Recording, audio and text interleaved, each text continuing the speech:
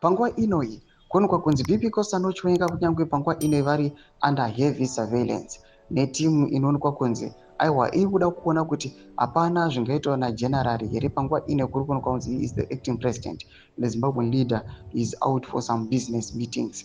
Panguva inoi kwaya pachireva hapana pane vakomana vanogara neinside information vakaita sana majarajaros pamusoro pemaplots ari kuplanwa kuti kuna VP Costa Chiwenga some few days aiwa ari kutevera. Zanapinda mashoko anobuda nyugo panguva inoi kuti subscribe like on the bell icon tinda pahendo aiwa yamajarajaros abudanira chiti the parallel administration and the heavy surveillance team which were put in place by mnangagwa before he started his globe-trotting sojourn left General Chiwenga paralyzed, it unable to act on Zvigananda. On ED's return, Zvigananda for ED have resolved to turn the tables against Chiwenga. This is the post yaitwa na majarajaros. Ande kuma comments. Panapa ma comments anobuda tongo mavenga sezvaari. Ma comments manobuda njira chiti masoja anouraiwa sei nezvigananda. Manopinda achiti panotungana dzemudanga mawana anenge atanga. Hapana anoda kuitwa mhuru pavakuratidzanwa hubhuru panotunga dzemudanga kutora divi ndaramba.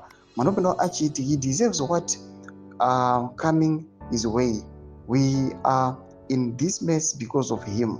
Manopinda achiti what are you saying now? He is a victim now instead of an all-powerful generalismo. Come in now.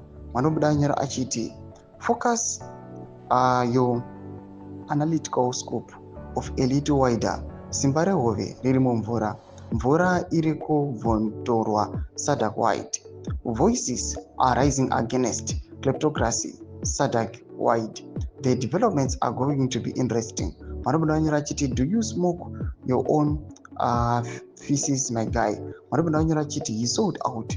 We are in this shit because of him.